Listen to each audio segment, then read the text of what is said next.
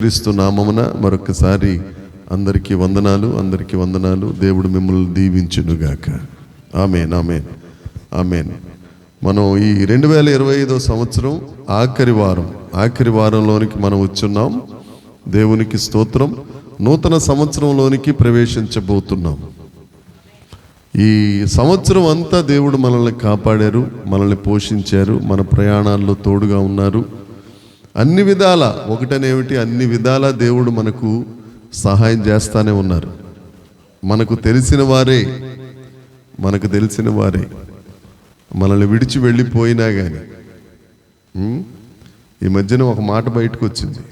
పోయిన సంవత్సరం డిసెంబర్లో ఎమ్మాన్యుయల్ గారు చనిపోయారు. ఈ సంవత్సరం డిసెంబర్లో పెన్షన్ నాయుడు గారు చచ్చిపోయారు. వచ్చే సంవత్సరం డిసెంబర్లో ఎవరో అని. ఏది ఏమైనా కానీ దేవుని కృప మనకు తోడుగా ఉంది. దేవుడు మనల్ని నడిపిస్తున్నారు.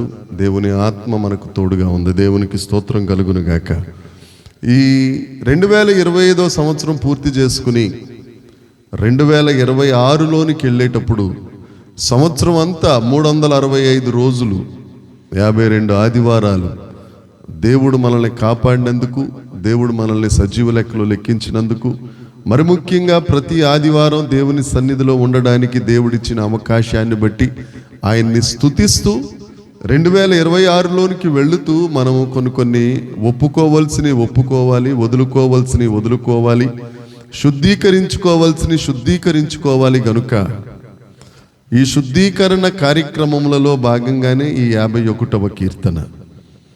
51వ కీర్తన ఎవరు రాశారనేది చెప్పక్కర్లేదు. 23వ కీర్తన ఎంత ఫెమిలియరో 51వ కీర్తన కూడా అంతే సుప్రసిద్ధమైనది. ఇది దావీదు గారు రాసిన కీర్తన. ఆ పైన చిన్న అక్షరాలతో రాసిన మాట ఒకటి ఉంటుంది. దావీదు బెత్షెబా యొద్దకు వెళ్ళిన తరువాత నాతానను ప్రవక్త అతని యొద్దకు వచ్చినప్పుడు అతడు రచించిన కీర్తన. దావీదు బెత్షెబాతో పాపము చేసి ఆల్రెడీ 1 సంవత్సరం అయిపోయింది ఈ కీర్తన రాసేసరికి. ఈ సంవత్సరం అంతా అతను బాగానే పరిపాలన చేసుకుంటున్నాడు. ఏమండి, పాపం చేశాడు, ఉరియాని చంపించేశాడు, బెత్షెబాతో వ్యభిచారం చేశాడు. ఈ పాపాలన్నీ కప్పుకుని ఆయన మాత్రం రాజ్య పరిపాలన చేస్తానే ఉన్నాడు. అయితే నాతాను అనే ప్రవక్త చాలా తెలివిగా, చాలా జ్ఞానంతో దేవుడిచ్చిన కృపను బట్టి రాజు దగ్గరికి వచ్చాడు ఈ విషయం చెప్పడానికి. వచ్చి అతను డైరెక్ట్గా, రాజా నువ్వు తప్పు చేసావు, నువ్వు పాపం చేసావు, నువ్వు అలాగా నేను చెప్పలేదు. 2 సమూయేలు గ్రంథము 12వ అధ్యాయం 1వ వచనం నుంచి మనం చూస్తే అక్కడ ఆయన ఒక చిన్న కథ చెప్పుకుంటూ వచ్చాడు రాజు గారికి. ఒక ధనవంతుడు ఉన్నాడు, అతని దగ్గర గొర్రెలు చాలా ఉన్నాయి. వారి ఇంటి ఎదురుగుండానే ఒక పేదవాడు ఉన్నాడు, వాడి దగ్గర ఒక గొర్రె ఉంది.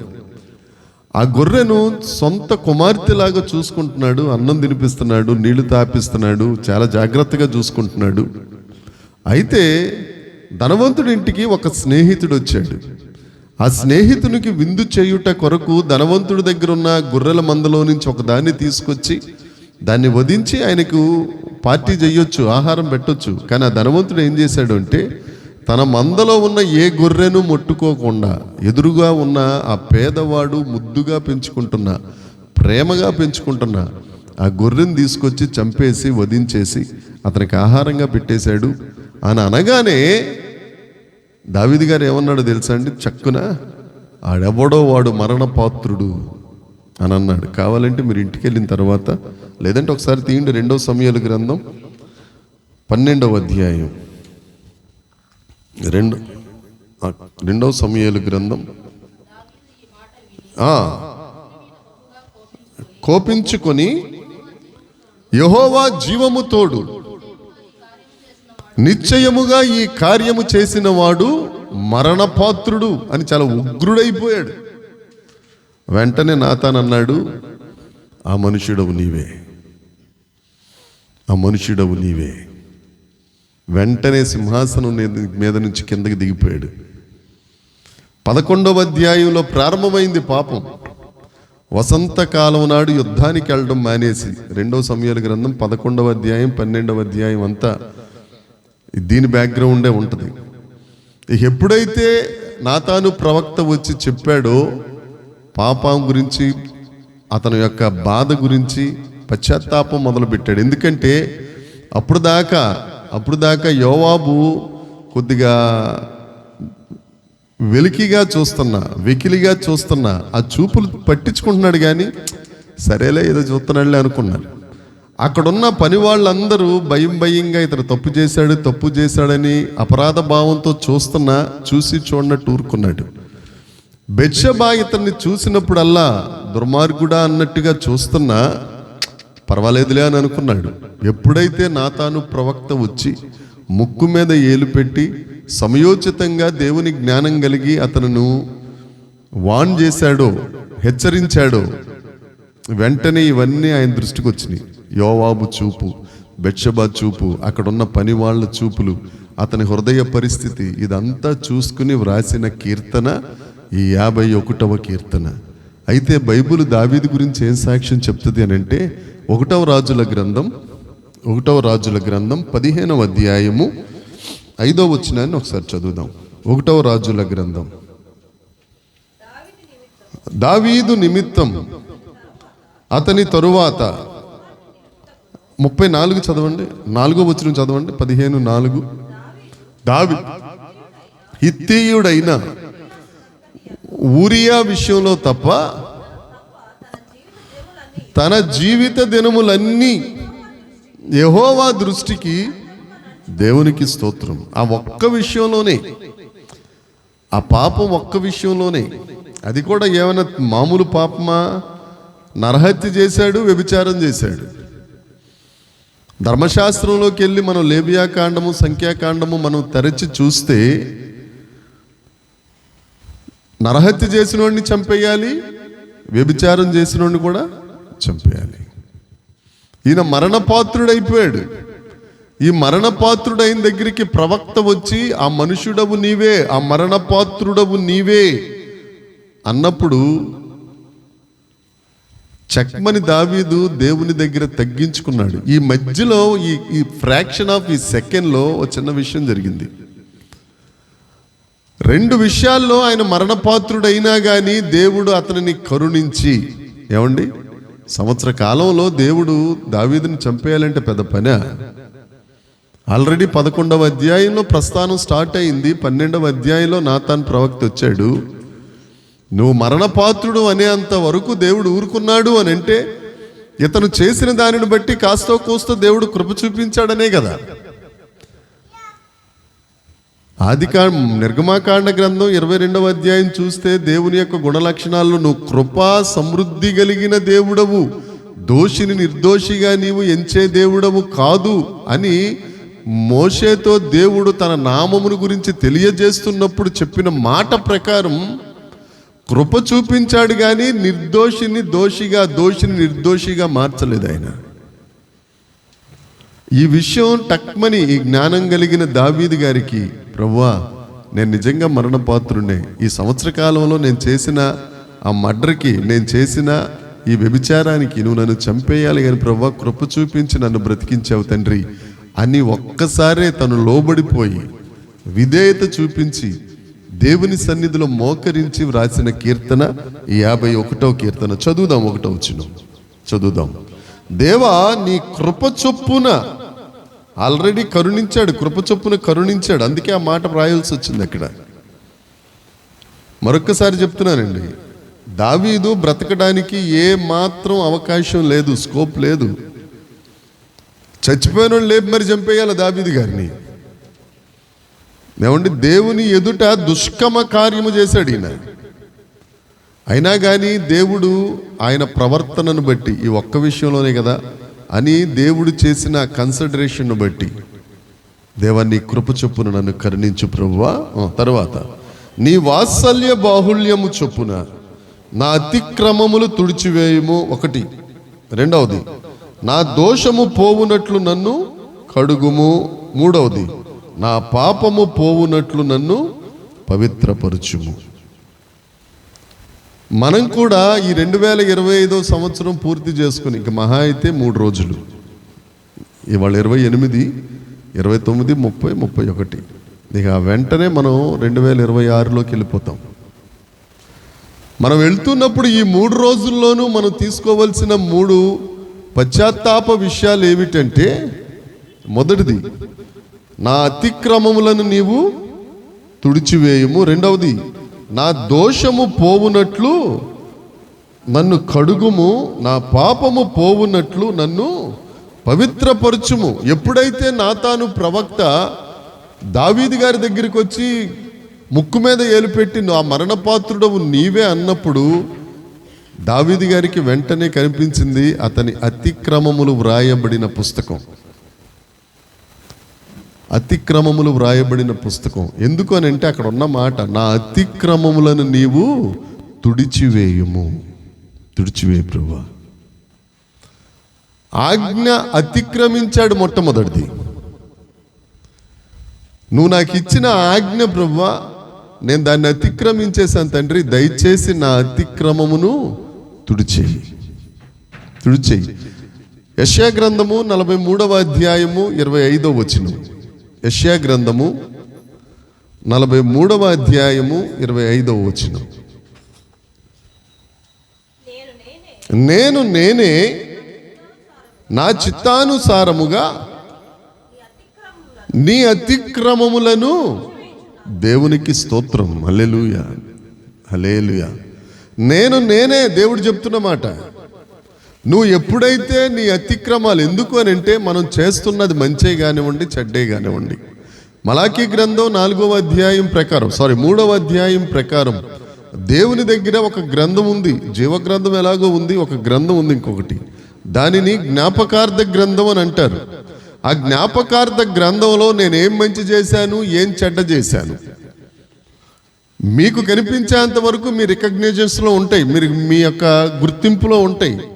కానీ నా మనసులో నేను ఏమనుకుంటున్నాను, నా ఆలోచన విధానం ఏంటి, నా హృదయ తలంపు ఏంటి, అక్కడ రికార్డ్ అవుతూ ఉంటుంది. నేను మంచి ఆలోచిస్తున్నానా, చెడ్డ ఆలోచిస్తున్నానా. అక్కడున్న అతిక్రమములు తుడిచివేయాలి అని అంటే ఆయన కృపాబాహుళ్యం చొప్పునే, ఆయన వాత్సల్యం చొప్పునే దానిని జ్ఞాపకం చేసుకుని, ప్రభువా నా అతిక్రమములను తుడిచివేసే దేవుడవు నువ్వు ఒక్కడివే తండ్రి, నీ ఒక్కడి వల్లే సాధ్యమయ్యా. నా అతిక్రమములను నీవు తుడిచివేయి. మరొకసారి చదువుదాం అన్నమాట. నేనే నా చిత్తానుసారముగా, నా ఇష్ట ప్రకారం నీ అతిక్రమములను నేను తుడిచివేయుచున్నాను. నేను నీ పాపములను చేసుకొనను. దేవునికి స్తోత్రం, హల్లెలూయా. దేవుని యొక్క మనసును బట్టి, దేవుని యొక్క కృపాబాహుళ్యమును బట్టి, వాత్సల్యమును బట్టి, ప్రభువా నా అతిక్రమములను తుడిచేయటం నువ్వు ఒక్కడి వల్లే. దేవుడు మన పాపాలను తన వీపు వెనకాల వేసేసుకుంటాడు. మనుషులు మాత్రం ఎల్లప్పుడూ మన పాపాలు ముందు పెట్టుకునే ఉంటారు. ఎప్పుడు 10 సంవత్సరాలు అవని, 20 సంవత్సరాలు అవని, 30 సంవత్సరాలు అవని, మనుషులు ఎప్పుడు మన పాపాలను మర్చిపోరు. ఎప్పుడు మనల్ని గుచ్చుతానే ఉంటారు, గిల్లుతానే ఉంటారు.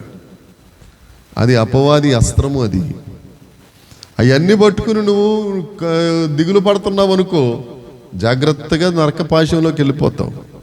నీ అతిక్రమములను తుడిచే దేవుడు ఒక ఆయన ఉన్నారు. ఆయన దగ్గర నువ్వు పశ్చాత్తాపపడాలి. యోనా గారు నినివే వెళ్ళారు. వెళ్ళినప్పుడు ఆయన గట్టి నమ్మకం ఏంటి, యోనా గారి నమ్మకం ఏంటి, ప్రభువా నువ్వు నన్ను పంపిస్తున్నావు, బాగానే ఉంది, నేను గద్దించేస్తాను, రకరకాల ప్రవచనాలు ఇచ్చేస్తాను, అంతా బాగుంది. కానీ వారు పశ్చాత్తాపడ్డారంటే నువ్వు వెంటనే కరిగిపోతావు. కాబట్టి వెళ్ళి ప్రయోజనం ఉంది, అదేదో ముందే కరిగిపోవచ్చు కదా అన్నట్టుగా ఈయన గారు దేవుడు చెప్పిన మాట వినకుండా ఇంకో దగ్గరికి వెళ్ళిపోవడం ప్రారంభించాడు. ఏమండి, పశ్చాత్తాపపడటం, నీ అతిక్రమములను తలుచుకొని, నీ అతిక్రమములను గుర్తించుకొని, తెలియకుండా నేను పాపం చేశాను అనేది పెద్ద అబద్ధం. నేను తెలియకుండా మాట్లాడేశాను అనేది ఘోరమైన అబద్ధం. అంత తెలియకుండా మాట్లాడేసానికి మనం పిచ్చోళ్ళం ఏం కాదు కదా. తెలిసే మాట్లాడతాం, ఏది మాట్లాడినా. కాకపోతే సమయం వచ్చినప్పుడు తెలియకనేసానండి, please sorry, simply say sorry, అంతే. ఆ ఇంగ్లీష్ వాళ్ళు మనకు అలవాటు చేసి వెళ్ళిపోయారు, థ్యాంక్స్ ఒకటి సారీ ఒకటి. నువ్వు సారీ చెప్పినంత మాత్రాన్న ఎదుటోడు హానర్ చేయొచ్చేమో కానీ దేవుడు మాత్రం ఒప్పుకోడు సుమా. నా అతిక్రమములను నీవు ఏం చెయ్యాలి? తుడిచివేయము. రెండవది, అది ఆజ్ఞన అతిక్రమం. రెండవది, నా దోషము పోవునట్లు నన్ను బాగుగా కడుగుము. ఏమిటా దోషం, ఏంటి ఆ కడగవలసింది అని అంటే, ఎప్పుడైతే నాతాను ప్రవక్త వచ్చాడో దావీదు గారు ఆలోచించుకోవడం మొదలుపెట్టాడు. నా అతిక్రమముల పుస్తకం అక్కడ రాసేశారు, అయిపోయింది, తుడుస్తాడు దేవుడు. రెండవది, ఆ అతిక్రమం వలన, ఆ ఆజ్ఞను ఓవర్కమ్ చేయటం వలన, అతిక్రమించుట వలన దేవుడు నాకు ఏర్పాటు చేసిన సరిహద్దులను నేను క్రాస్ చేశాను, దాటేశాను, దోషం అయిపోయింది. దేవుడు నన్ను ఇలా ఉండమన్నాడు, నేను ఉండలేదు, ఇలా చేసేసాను. ఆజ్ఞను అతిక్రమించేసి ఆ పాపాన్ని నేను ఇంప్లిమెంట్ చేసేసాను. అది అతనికి ఎలా కనిపిస్తుంది అని అంటే, ఒక మురికి గుడ్డలా కనపడుతుంది తన జీవితం. తన అతిక్రమములు ఆయన లిఖించారు. ఆ పాప దోషము వలన అతని ఆత్మీయ వస్త్రం అనేది, ఆ రక్షణ వస్త్రం అనేది భయంకరమైన మురికిగా కనపడుతుంది, ఒక పాడైపోయిన గుడ్డలా కనపడుతుంది అతని దోషం. అతను ఏమంటాడంటే, ప్రభువా నా దోషమును నీవు బాగుగా కడుగు, ఉతుకు తండ్రి, ఉదక స్నానం చేపించు ప్రభువా, ఉదక స్నానం చేపించు. అందుకనే యెషయా గ్రంథము 1వ అధ్యాయము 18వ వచనంలో యెషయా ప్రవక్త అంటారు, యెషయా గ్రంథము 1వ అధ్యాయము 15వ వచనం, దేవునికి స్తోత్రం. మీరు మీ చేతులు చాపునప్పుడు మిమ్మల్ని చూడకుండా నా కన్నులు కప్పుకుంటాను. ఎందుకని? మీ చేతులు దోషంతో నిండిపోయాయి కాబట్టి. మీరు బహుగా ప్రార్థన చేస్తారు, నేను విన్నా. మీ చేతులు రక్తంతో నిండి ఉన్నాయి. రక్తంతో నిండాయి కదండి, ఆ ఉరియా గారిని చంపేయటమే కదా రక్తం. ఎంత ఘోరం అంటే, ఎంత భయంకరం అంటే, ఆయన సావు లెటర్ ఆయనకిచ్చే పంపించాడు దేవుడు.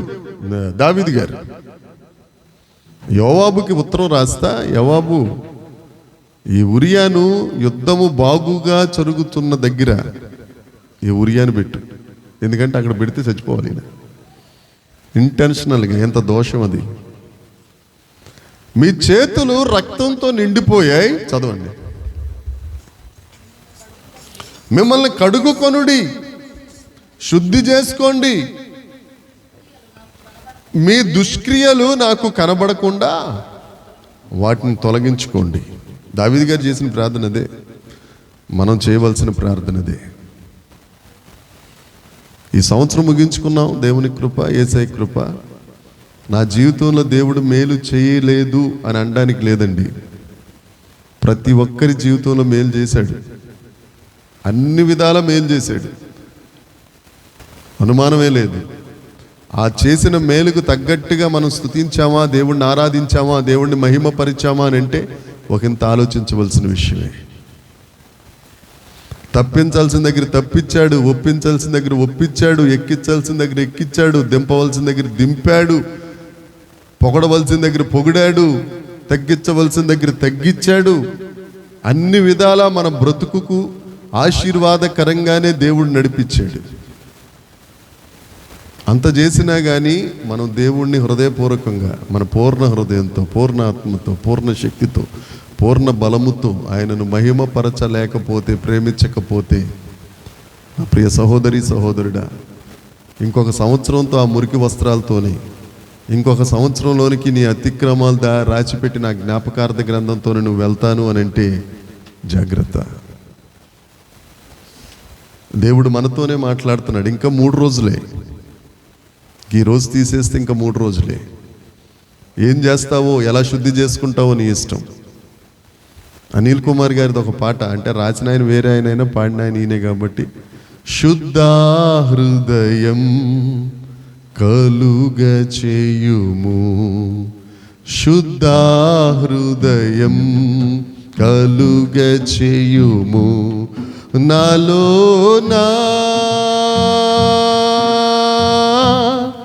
నాలోనా నాలోనా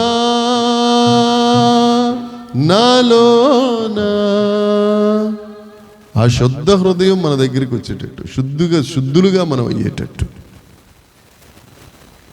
అయ్యేటట్లు దేవా. ఏమండి, అగస్టిన్ కాదే, ఆయన ఎవరో రవీంద్ర ఒట్టే పన్ను ఆయన. అవునా, సరే, దేవునికి స్తోత్రం. ఓకే, దేవునికి మహిమ, యేసయ్యకు మహిమ. మస్తాన్ బి గారిని పెట్టి చప్పట్లు కొట్టండి అమ్మ. పాట రాసినప్పుడు కూడా ఆవిడ ఉన్నందుకు దేవునికి స్తోత్రం. హల్లెలూయా. నా దోషములు పోవునట్లు నన్ను బాగుగా కడుగుము, అతిక్రమములనేవి తుడిచివేయుము, నా దోషము పోవునట్లు నన్ను కడుగుము. మూడవది, నా పాపము పోవునట్లు నన్ను పవిత్రపరచుము.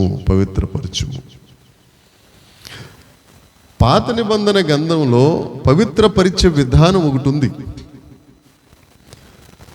ఒకవేళ ఏదైనా ఇంటిలో పొడొచ్చినా, ఒక వ్యక్తి జీవితంలో శరీరంలో పొడొచ్చినా ప్రధాన యాజకుడి దగ్గర వెళ్ళాలి, లేకపోతే యాజకుడు ఆ ఇంటికి రావాలి, పరీక్షించాలి. అది మరలా పోయేటంత వరకు వారు అపవిత్రులుగా ఉండాలి. వారు పవిత్రపరచబడే క్రమం ఒకటి ఉంది. ఇప్పుడు అది మనకి సందర్భం కాదు, కానీ వారిని పవిత్రపరిచే క్రమం ఒకటి ఉంది.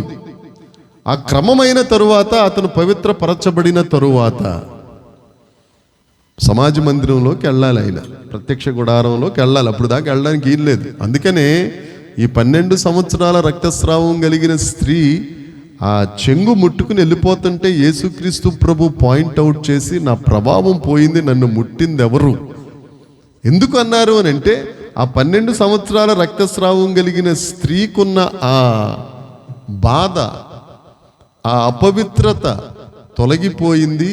ఈవిడింకా సమాజ మందిరంలోకి వెళ్ళొచ్చు, లేకపోతే ప్రధాన యాజకుడు సర్టిఫై చెయ్యొచ్చు అని నిర్ధారించడానికి యేసుక్రీస్తు ప్రభు ఆ మాట అన్నారు తప్ప ఆవిడేదో సిగ్గుపరుద్దామని అయితే కాదు.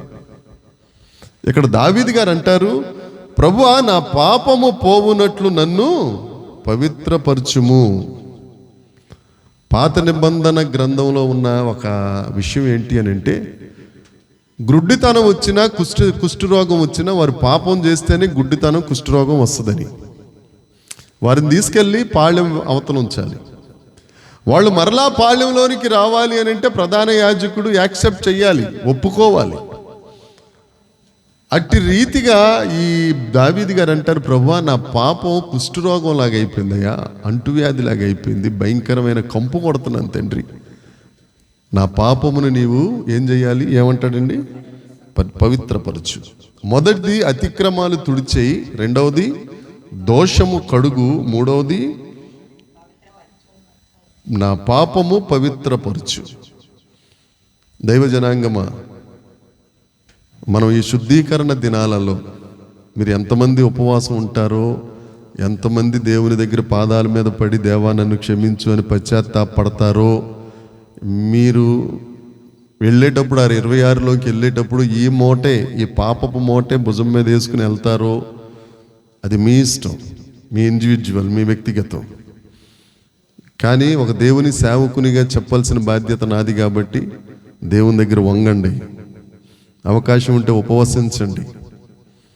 ఏమండి, దేవుని దగ్గర ప్రార్థన చేయండి, ప్రాధేయపడండి. ప్రభువా, నన్ను క్షమించు తండ్రి, నాయన నూతన సంవత్సరం ఇస్తున్నావు ప్రభువా, నూతన వ్యక్తిగా నేను వెళ్ళాలి తండ్రి, నూతన సృష్టిగా నేను వెళ్ళాలి ప్రభువా, ఈ ప్రాచీన స్వభావాన్ని మోసుకునే నేను వెళ్ళిపోకూడదు తండ్రి, నవీన స్వభావం దయచేయి ప్రభువా అని మీరు ఏం తంటాలు పడతారో ఒకసారి మీరు నిర్ణయించుకోండి. మన అతిక్రమాలు పోవాలి, ఏదైనా మన దోషాలు పోవాలి, మన పాపాలు పోవాలి. శుద్ధీకరింపబడిన వారమై, శుద్ధి చేయబడిన వారమై దేవునికి స్తోత్రం. ఈ 51వ కీర్తన 3 భాగాలుగా చేసుకోవచ్చండి. 1 నుంచి 7 వరకు ఒక భాగం. ఏమిటా భాగం అని అంటే పవిత్రపరచు.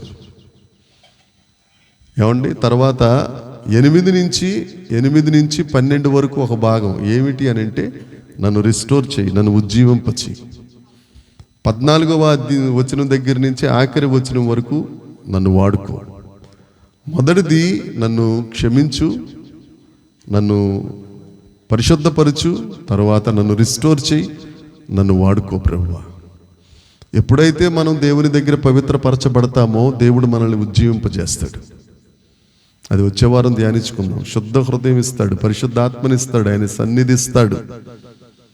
ఏమండి, ఇవన్నీ రావాలి అని అంటే మొట్టమొదట మనల్ని మనం శుద్ధి చేసుకోవటం అనేది జరగాలి. 4వ వచనం చదువుదాం.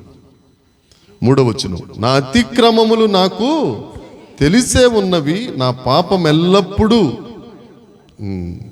ఒక రాజుగారు ఒప్పుకోలండి ఇది. ఏమంటున్నాడు? నా అతిక్రమాలు నాకు తెలుసు ప్రభువా, నా పాపం ఏంటో నాకు తెలుసు.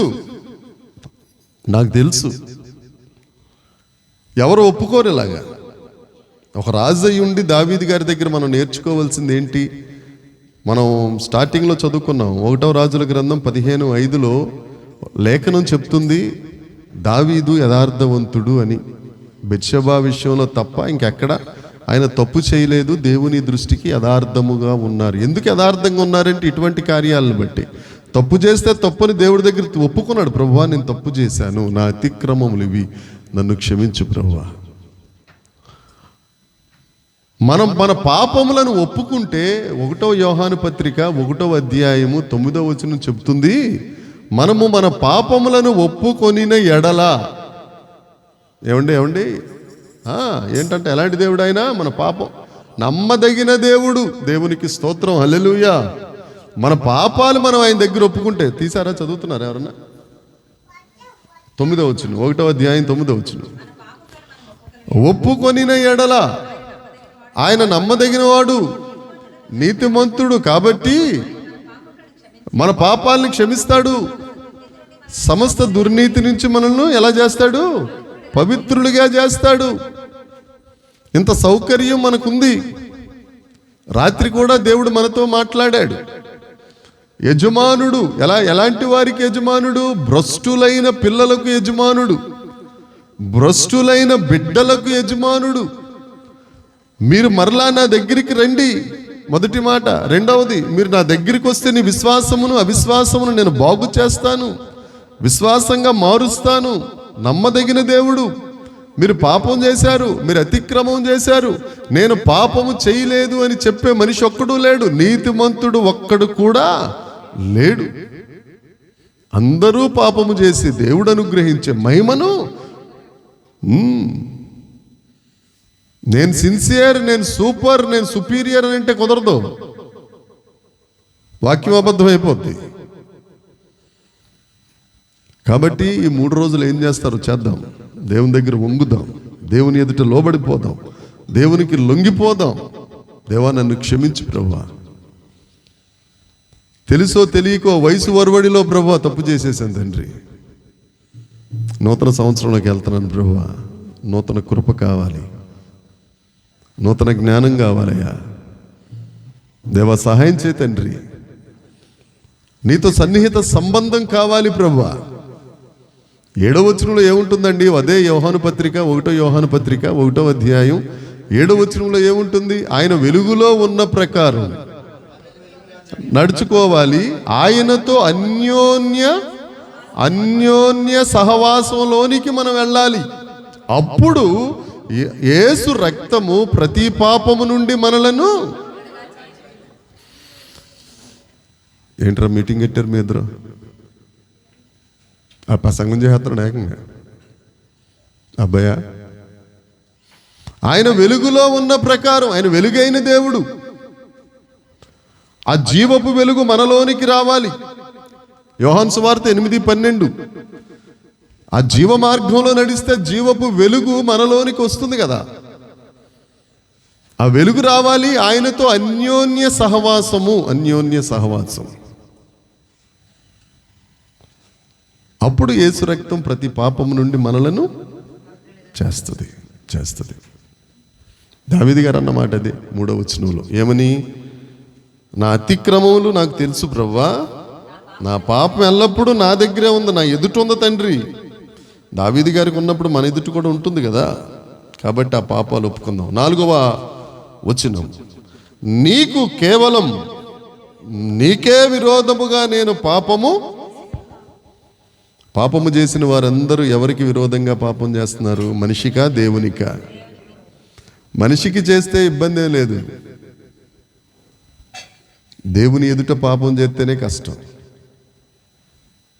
ఏమండి, మనం సింపుల్గా ఏమనుకుంటామంటే రవికి అబద్ధం చెప్పేసానులే, వెళ్ళిపోతాడులే, తర్వాత చూసుకోవచ్చు. రవితో పాటు దేవుడికి కూడా ఉంటాడు అక్కడ. ఆయనకు విరోధంగా పాపం చేశాం మనం. ఆ విరోధంగా చేసిన పాపాన్ని ఏదో రకంగా బతిమలాడుకోవాలి ఆయన దగ్గర. ప్రభా బాబు తప్పైపోయిందయ్యా, క్షమించు ప్రభా అని దేవుని దగ్గర ప్రాధేయపడదాం. నీ దృష్టి ఎదుట నేను కావున ఆజ్ఞ ఇచ్చున్నప్పుడు, తీర్పు తీర్చున్నప్పుడు, ఇదే మాట పౌలు గారు కూడా ఎత్తి రాశారండి. రోమాపత్రిక, రోమీలకు పౌలు గారు రాసిన పత్రిక 3వ అధ్యాయం 4వ వచనాన్ని ఒకసారి చూద్దాం. నీ మాటలలో నీవు నీతిమంతుడుగా అగుపడతావు ప్రభా, ప్రకారం కానీ దేవుడు సత్యవంతుడు. స్తోత్రం, హల్లెలూయా. ప్రతి మనుష్యుడు అబద్ధికుడు అవుతాడు, దేవుడు ఒక్కడే నీతిమంతుడు. ఆయనకు విరోధంగా మనం పాపం చేసాం, ఆయన దృష్టి ఎదుట మనం పాపం చేస్తున్నాం. కాబట్టి దేవుని పిల్లలారా, దేవుని దగ్గర ప్రాధేయపడదాం. దేవా నన్ను శుద్ధీకరించు ప్రభువా. ఒక భక్తుడు అంటాడు, ఉదయాన్న 1 గంట దేవుణ్ణి స్తుతిస్తే రాత్రి 2 గంటలు పశ్చాత్తాపపడే బాధ తప్పుద్దంట. ఏంటంట 1 గంట స్తుతిస్తే రాత్రి 2 గంటలు అసలు మేము పశ్చాత్తాపం ఎందుకు పడతాం సార్? దేవా నీకు స్తోత్రం, మా ఆత్రం నిద్ర వస్తుంది తండ్రి, నిద్రపోతాం ప్రభువా, యేసు రక్తం జయం, ఆమేన్, అయిపోద్ది అంతే. నీ దూతల పరిచర్య దయచేయి, మీ దూతలకు ఆజ్ఞాపించు.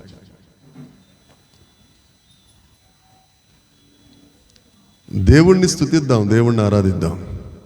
ఆయనకు విరోధంగా ఆయన ఎప్పుడు సత్యవంతుడే, ఆయన ఎప్పుడు నీతిమంతుడే. దేవునికి స్తోత్రం కలుగునుగాక. 5వ వచనం చదువుదాం.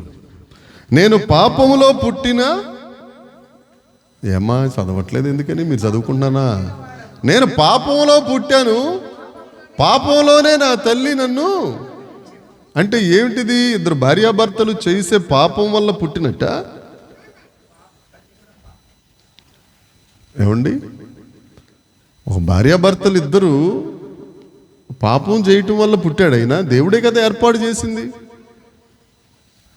మనుష్యుడు ఒంటరిగా ఉండుట మంచిది కాదు అని ఆదాం గారు చూసుకున్నారా, దేవుడు చూశాడా?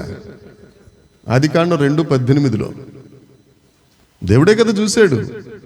కాకపోతే నేను పాపంలో పుట్టాను, పాపంలోనే నా తల్లి గర్భం ధరించింది అన్న మాటకు అర్థం ఏమిటి అని అంటే, ఆదికాండ గ్రంథము 6వ అధ్యాయం 5వ వచనం చూడండి ఒకసారి. ఆదికాండ గ్రంథం 6వ అధ్యాయం 5వ వచనం. నరుల చెడుతనము భూమి మీద గొప్పదనియు, వారి హృదయంలో ఉన్న తలంపులన్నీ, ఊహ అంతయు ఎల్లప్పుడూ కేవలం చెడ్డది. అది సంగతి. దేవుడు ఏర్పాటు చేసిన ఆ కార్యము అనేది అది పవిత్రమైనది, అది పవిత్రము. మరి ఎందుకు పాపంలోనంటే, తండ్రి పాపంలో ఉన్నాడు, ఆయన హృదయం పాపమే, తల్లి హృదయం పాపమే, అదే పాపపు స్వభావం ఈయనలోనికి వచ్చింది. పోయిన ఆదివారం మనం మాట్లాడుకున్నాం, కుమారుడు ఏం చేస్తాడు? ఆ కుమారుడు మొట్టమొదటి మాట ఏం చేస్తాడు? కుమారుడు అన్నవాడు చెడ్డ స్వభావమును, కుచ్చిత స్వభావమును తీసివేసి మనలను పవిత్రపరుస్తాడు. ఆయన ఆ కుమారుడు అన్న ఆయన పవిత్రపరచనంత వరకు ఆ చెడ్డ స్వభావం అనేది ఉంటుంది. ఆ చెడ్డ స్వభావంలో పుట్టిన వారే పిల్లలు, అంతేగాని స్త్రీ పురుషులు కలయిక వలన అది తప్పని, అది పాపమని ఆ ఇంటర్ప్రిటేషన్ కొంతమంది చేస్తారు, అది తప్పది. అదే ఆదికాండ గ్రంథం 8వ అధ్యాయంలో ఒక లేఖనం ఉంటుంది చూడండి. ఆదికాండ గ్రంథం 8వ అధ్యాయం 21వ వచనం ఒకసారి చూద్దాం.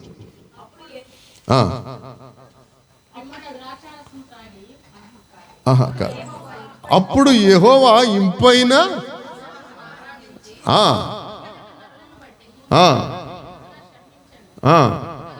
ఎందుకనగా నరుల హృదయాలోచనలు చిన్నప్పటి నుంచి చెడ్డే. అది దాన్ని బట్టి దావీదు గారు అన్నారు ఏమని, 5వ వచనంలో, నేను పాపంలో పుట్టాను, నా తల్లి పాపంలోనే నన్ను, అంతే తప్ప అది కాదు. 6వ వచనం, నీవు అంతరంగములో సత్యము కోరుచున్నావు, ఆంతర్యమున. దేవునికి స్తోత్రం. మనందరం చేయవలసిన ప్రార్థన. డిసెంబర్ నెల దగ్గర నుంచి ఒక మాట ఏదో సందర్భంలో మనం మాట్లాడుకుంటున్నాం. హబక్కూకు గారు చెప్పిన మాట, తర్వాత అగూరు సామెతల గ్రంథం 30వ అధ్యాయం రాసిన ఆయన చెప్పిన మాట, సముద్రము నీటితో నిండి ఉన్నట్లు దేవా జ్ఞానంతో నిండి ఉంది. లోకం నిండి ఉంది కానీ హృదయంలో జ్ఞానం లేదు. దావీదు గారు అడుగుతున్నారు అదే, నా ఆంతర్యంలో జ్ఞానము నాకు దయచే ప్రభువా. లోక జ్ఞానం టన్నులు ఉంది, అది కాదు, అది నిన్ను పరలోకానికి తీసుకెళ్ళదు. దైవ జ్ఞానం కావాలి. ఆ దైవ జ్ఞానం కావాలంటే దేవుడే ఇవ్వాలి. ఏమండి, ఇప్పుడు స్కూల్కి వెళ్తున్నాం, అక్కడికి ఎందుకు వెళ్తున్నాం? చదువుకోవడానికి, ఆ జ్ఞానం కోసం. కొంతమంది ఎంపీసీ తీసుకుంటారు లెక్కల్లో జ్ఞానం రావాలని, కొంతమంది బైపీసీ తీసుకుంటారు సైన్స్లో జ్ఞానం రావాలని, కొంతమంది సిఈసీ తీసుకుంటారు ఎకనామిక్స్లో రావాలని, కొంతమంది హెచ్ఈసీ తీసుకుంటారు హిస్టరీలో రావాలని. ఒక్కొక్క జ్ఞానానికి ఒక్కొక్క రకమైన సబ్జెక్ట్. దైవ జ్ఞానం రావాలంటే దేవుడే ఇవ్వాలి. ఆమేన్. ఆ దేవుడి దగ్గరికి వెళ్ళాలి, దేవుడి దగ్గర ప్రార్థన చేయాలి, ప్రభువా నీ జ్ఞానంతో నన్ను నింపయ్యా. బుద్ధి జ్ఞాన సంపదలు, సర్వ సంపదలు ఆయన దగ్గర ఉన్నాయి. మనం వెళ్ళి అడుక్కోవాలి, ప్రభువా దయచే తండ్రి జ్ఞానం దయచే ప్రభువా. అడిగిన వారిని అందరినీ ఆయన తిరిగి పంపించే దేవుడు కాదు, అందరికీ సమృద్ధిగా ఇచ్చే దేవుడు. ఒక్క పాట కూడా పాడలేమోను అనుకుని వచ్చిన ఆవిడ 2 పాటలు పాడేసింది ఇక్కడ కూర్చుని. ఏమండి, ఆవిడ చెప్పిన సాక్ష్యమే. అలాంటి దేవుడు నీకు జ్ఞానం అడిగితే కూడా మనం అడగట్లేదు అంతే. నీ ఆత్మ ప్రత్యక్షతలు నాకు కావాలి ప్రభువా అని దేవుడి దగ్గర అడిగితే తప్పకుండా దేవుడు ఇస్తాడు. నీ ధర్మశాస్త్రంలో ఉన్న గూఢార్థమైన సంగతులు తెలుసుకున్నట్లుగా నా కన్నులు తెరువు ప్రభువా, తెరుస్తాడు. ఎమ్మయి గ్రామంలో అక్కడున్న వారి ఇరువురికి నువ్వు మనసు తెరిచావు తండ్రి, వారు నిన్ను గుర్తుపెట్టారు, నా మనసును తెరువు ప్రభువా, తెరుస్తాడు. మేడగదిలో ఉన్న వారికి నీ ఆత్మ ప్రత్యక్షత దొరికింది తండ్రి, నాకు కూడా దయచే ప్రభువా అంటే నువ్వు మేడగదికి వెళ్ళు, యెరూషలేము వెళ్ళిపో, అక్కడ మేడగదికి వెళ్ళు, అప్పుడు ఇస్తానంటాడా? చెప్పట్లేదు మీరు. ఏమండి, అక్కడికి వెళ్తేనే వస్తుందా పరిశుద్ధాత్మ, ఇక్కడ రాదా? అడగాలి మనం. ఆశ కలిగిన ప్రాణమును తృప్తిపరిచే దేవుడు. నీకు ఆశ ఉండాలి. ఆశ లేకపోతే దేవుడు కూడా ఆశీర్వదించలేడు. ఆయన ఆశీర్వదిద్దామని ఆశపడుతున్నాడు, నీకు వద్దులే ప్రభు ఏం ఆశీర్వదించేస్తావు. చాలామంది ఉన్నారు, అందరిని ఆశీర్వదించాడు, సరేలే అబ్బాయి కూర్చో కొంతసేపు అంటాడు. 7వ వచనం, నేను పవిత్రుడనగునట్లు హిస్సోపుతో నా పాపము పరిహరింపుము, హిమము కంటెను నేను తెల్లగా ఉండునట్లు నీవు నన్ను కడుగుము. లేవియా కాండము 14వ అధ్యాయం 4వ వచనం ఒకసారి చూద్దాం. లేవియా కాండం 14వ అధ్యాయం 4వ వచనం.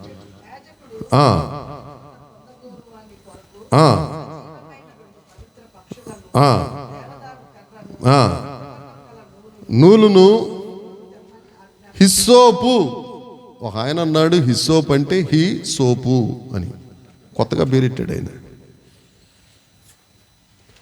హీ సోపు, షీ సోపు ఇలాంటివి కాదండి. హిస్సోపు అది గోడల మీద మొలిచే మొక్క.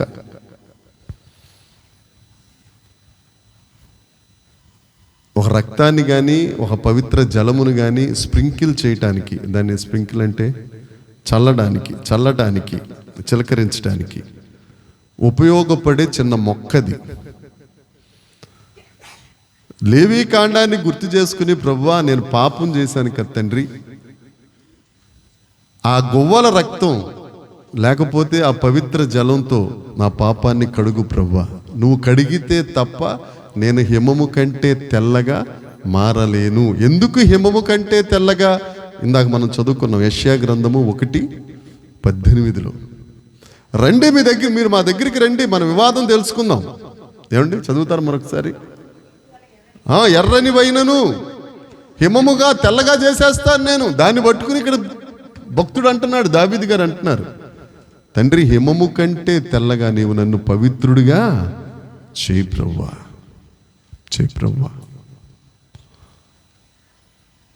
దేవుని దృష్టికి యథార్థవంతుడైన దావీదు గారు చేసిన ఒక్క పాపానికి ఇన్ని మాటలు మాట్లాడితే,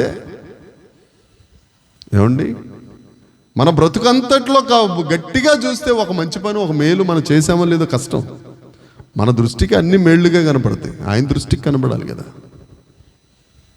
మనం ఎంత ప్రాధేయపడాలి దేవుని దగ్గర. ఈ 25వ సంవత్సరం ఆఖరి వారం ఏమంటే దాటిపోతాం. మహా అయితే గంటల్లోకి వచ్చేసాం ఇంచుమించు. 3 రోజులంటే ఎన్ని గంటలు ఉంటుంది? 48, 72 గంటలు అంతేనండి.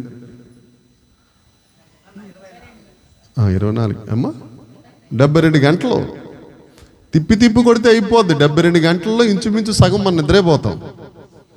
36 గంటలు నిద్రకే సరిపోద్ది. ఇక 36 గంటలు వండుకుని బట్టలు తుక్కుని వీటన్నిటికి సరిపోద్ది సగం. 18, ఇంకో 18 గంటలు. ఈ 18 గంటలు ఎన్ని జ్ఞాపకాలు. వాట్సాప్ చూడాలి, ఫోన్ మాట్లాడాలి, ఏమండి కమ్యూనికేషన్స్ ఉండాలి, ఇవన్నీ ఉండాలి. ఇవన్నిటితో పాటు దేవుడికి మనం ఎక్కడిస్తున్నాం స్థానం.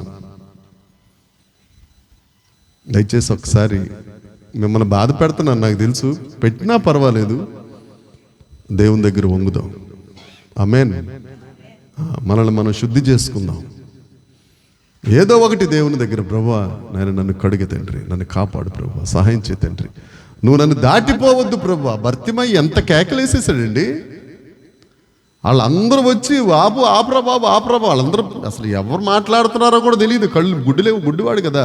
ఆయన కాన్సెప్ట్ అంతా ఒకటి, దావీదు కుమారుడా నువ్వు నన్ను స్వస్థపరచు, అది కేకేసేయాలి అంతే. ఆ కేకలే ప్రార్థన. వచ్చే వరకు ఆపలేదు. యేసు ప్రభువుని చెవిని చేరేంత వరకు ఎవడు తీసుకెళ్ళి అక్కడ భర్తమై కూర్చున్నాడు నీ కోసం అరుస్తున్నాడని ఎవరు చెప్పలేదండి.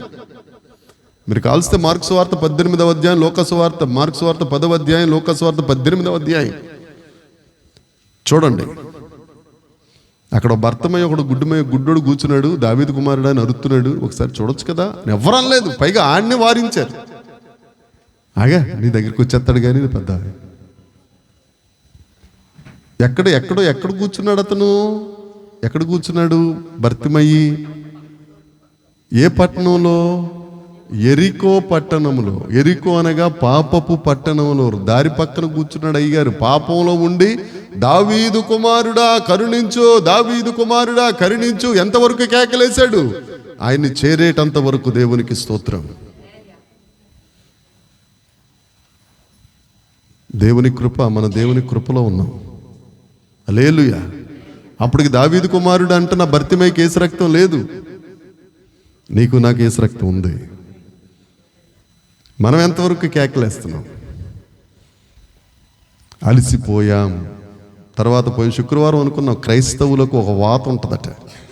ఏముంటుంది క్రైస్తవులకు? వాత. ఏమిటా వాత? తరువాత. ఇంకా 29 ఉంది, 30 ఉంది, 31 ఉంది. ఆఖరికి వాచ్ నైట్ సర్వీస్కి వెళ్ళేటప్పుడు ప్రార్థన చేసుకుని వెళ్ళిపోదాంలే. అక్కడికి వెళ్ళిన తర్వాత పాస్టర్లకు ప్రార్థన చేస్తాడు కదా. ఆటలో కొట్టుకుపోతేలే అందరితో పాటు, నలుగురితో నతానియేలు, కులంతో కొర్నేలియస్ అన్నట్టు మన పాపాలు కూడా పోతేలే. ఎవరి ఆకలి ఆడదే ఏమా, ఎవరి ఆకలి ఆడదే. హల్లెలూయా. ప్రాధేయపడదాం. మన అతిక్రమాలు, తర్వాత రెండవది మన దోషాలు, మూడవది మన పాపాలు పోవాలి. ఆమేన్. దేవుని దగ్గర కష్టపడదాం, దేవుని దగ్గర కష్టపడదాం. మీరు అందరూ గ్యాదర్ అవుతారంటే నేను రెడీగా ఉన్నాను. పొద్దుటి నుంచి సాయంత్రం వరకు ఇక్కడ కూర్చుని మన దేవుడిని ఆరాధిద్దామని నేను రెడీగా ఉన్నాను. ఉపవాసం చేయటానికి నేను రెడీ అయిపోయాను. నేను చేసుకోవాల్సిన ప్లాన్స్ నేను చేసేసుకున్నాను. ఎంతమందికి మరి శుద్ధీకరణ కూడికలు ఉపవాసాల మీద దృష్టి ఉంచి ప్రిపేర్ అయ్యారో నాకు తెలీదు. నేను ప్రిపేర్డ్, నేను రెడీ. ఏమండి, రేపు మార్నింగ్ నుంచి నేను దేవుడి దగ్గర చేయాల్సిన కార్యక్రమాలు ఎలా చేసుకోవాలి ఏంటి, ప్రకటనలో కూడా కొన్ని ప్రకటనలు చేస్తాను. నేను రెడీగా ఉన్నాను. మీరు రెడీగా ఉంటే, మేము రెడీగా ఉన్నాం పాస్టర్ గారు, చర్చికి వస్తామంటే రండి, దేవుడికి కలిసి దేవుని మాట్లాడదాం. మేము రాలేమండి, మాకు ఖాళీ లేదు, మాకు అన్నా ప్రేయర్ గ్రూప్ చాలండి, 7:30 నుంచి 9:30 వరకు అదే ఎక్కువైపోతుంది, అక్కడే చెప్పుకుందాం. ప్రాతకాల ప్రార్థన కలుసుకుందామండి అని అక్కడే చెప్పుకుందాం. ఇబ్బంది లేదు. చెప్పటం నా బాధ్యత, చేయటం మీ పని. ప్రార్థన చేయటం మన పని. మా నాగమణి చెల్లమ్మ ఆశీర్వదించుట ఆయన చేస్తాడు. మనం ప్రార్థన చేయకపోతే ఏమైంది ఒకసారి ఆలోచించండి. దేవుడి మాటలు దీవించును గాక. దేవునికి స్తోత్రాలు తెలియచేద్దాం. దేవుడిచ్చిన ఈ ఆఖరి వారాన్ని బట్టి